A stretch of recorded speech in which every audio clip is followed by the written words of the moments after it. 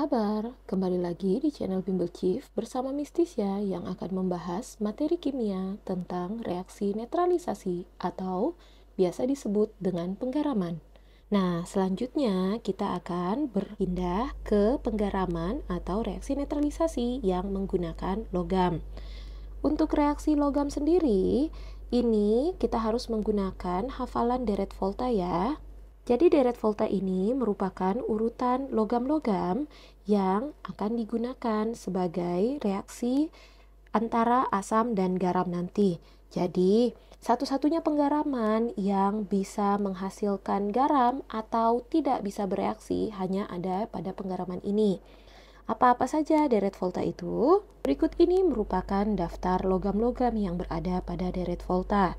Jadi semakin di depan logamnya, ini berarti bisa bereaksi dengan logam yang ada di belakangnya. Ada cara menghafal deret volta yang cepat.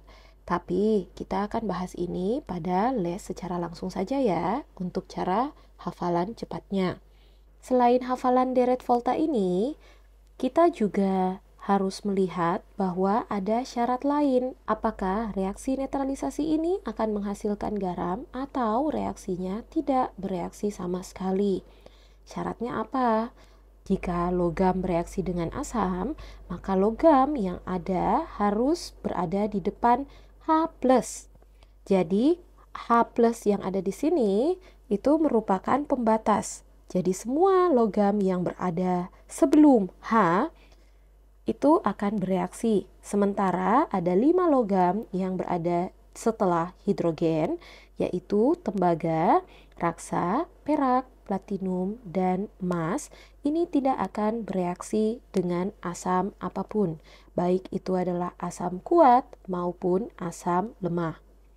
Kemudian, untuk syarat asam, asam yang digunakan di sini harus merupakan asam yang kuat dan encer. Jadi, jika asamnya lemah dan pekat, kita tidak bisa reaksikan. Contoh soalnya, logam aluminium dan larutan asam sulfat. Logam aluminium kita akan tuliskan sebagai Al saja, bukan Al3+ ya. Karena kalau berupa logam artinya tidak mempunyai ion. Dan fase untuk logam ini pasti solid. Kemudian untuk larutan asam sulfat dituliskan sebagai H2SO4 dan fasenya adalah aki. Nah, kita cek dulu persyaratannya ya. Untuk Al sendiri itu sudah cocok karena berada di depan hidrogen, dan untuk H2SO4 sendiri ini juga sudah memenuhi persyaratan karena H2SO4 merupakan asam kuat dan juga encer. Jadi hasil yang akan didapatkan, kita akan ambil Al ini berubah menjadi kationnya yaitu Al3+, dan H2SO4 kita akan ambil anionnya yaitu SO4 2-. Hasil yang akan didapatkan yaitu Al2SO4 3 kali dan H2. Fase untuk hidrogen adalah gas dan Al2SO4 3 kali akan berfase aki. Selanjutnya kita akan setarakan ya. Jadi kita akan letakkan angka 2 di depan koefisien Al, kemudian angka 3 di depan koefisien H2SO4, dan kita akan tambahkan angka 3 di depan koefisien H2. Soal yang lainnya, logam tembaga ditambah larutan asam klorida.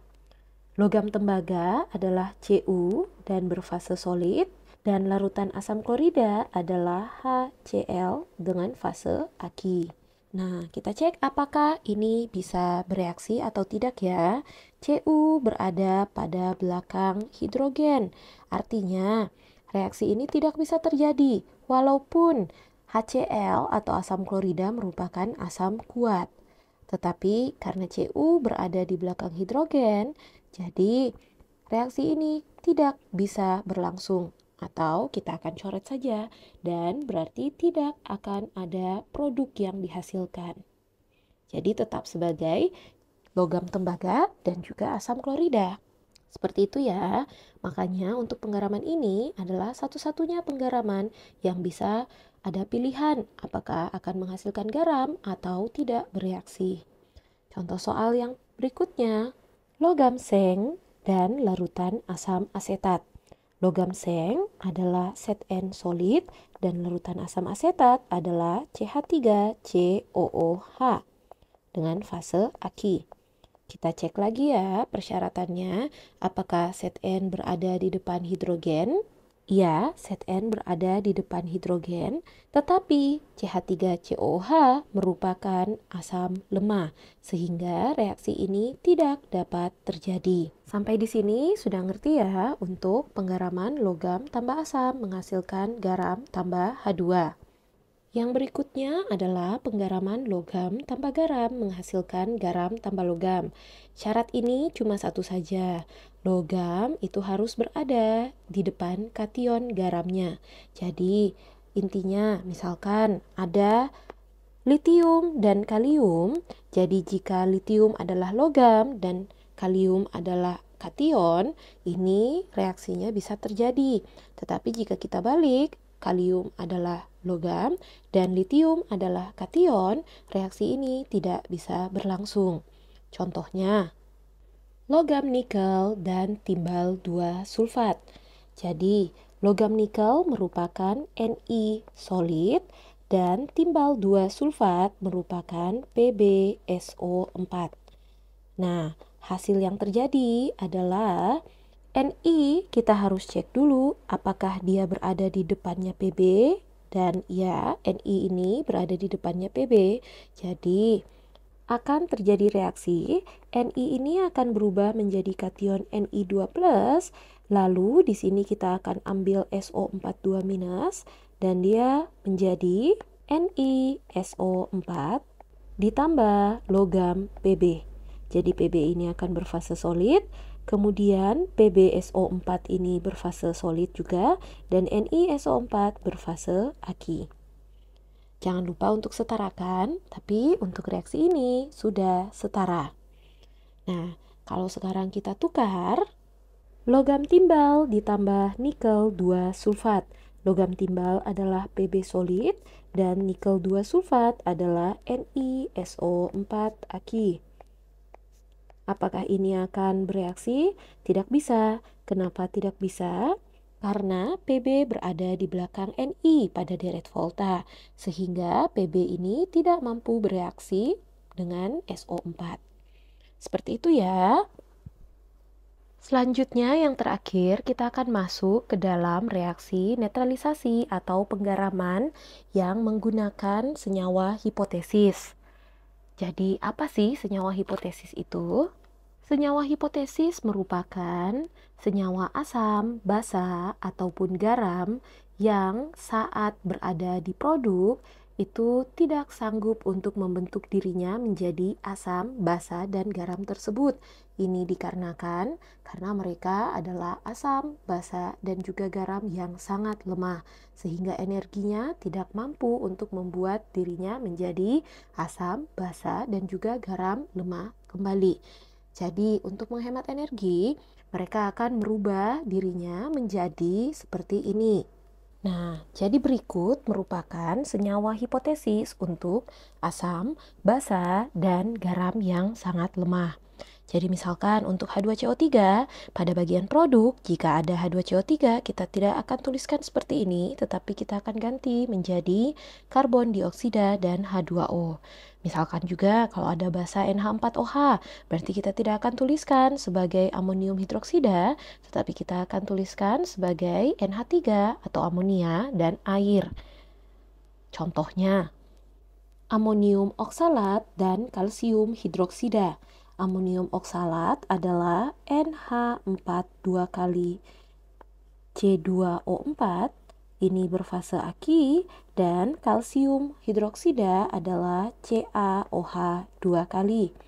Jadi yang akan kita ambil, amonium oksalat merupakan garam dan kalsium hidroksida merupakan basa. Dari garam ini akan terurai menjadi NH4 positif dan C2O4 2-. Dan untuk kalsium hidroksida, dia terurai menjadi Ca2+ dan OH-. Jadi, untuk Ca2+ akan bergabung dengan C2O4 2- akan menjadi Ca, C2O4 solid dan NH4OH aki.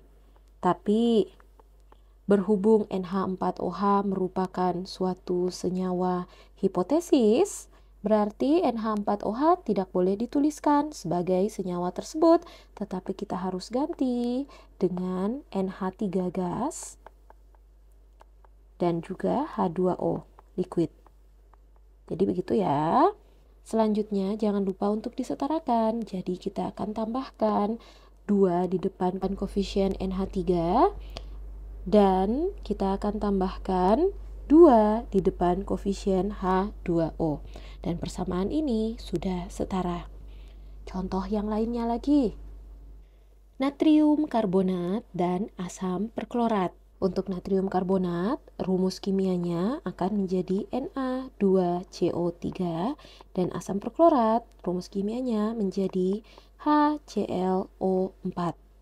Untuk Na2CO3 berfase aki dan HClO4 juga berfase aki. Kita akan uraikan menjadi Na plus dan CO3 2 minus. Ini akan terurai menjadi H plus dan ClO4 minus.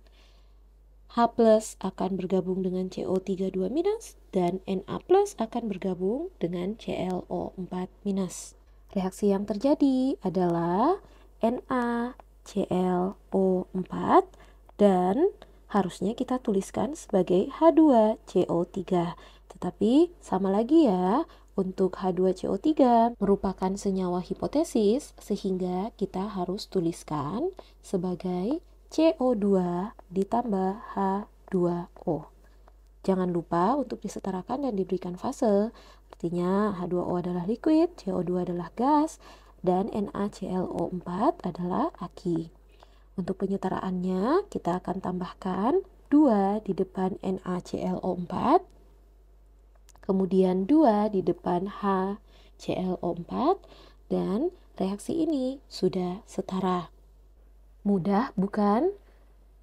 Untuk materi yang berikutnya, kita akan belajar untuk mengionisasikan reaksi penggaraman atau netralisasi ini ya. Jadi, akan terurai menjadi persamaan ion lengkap dan juga persamaan ion bersih.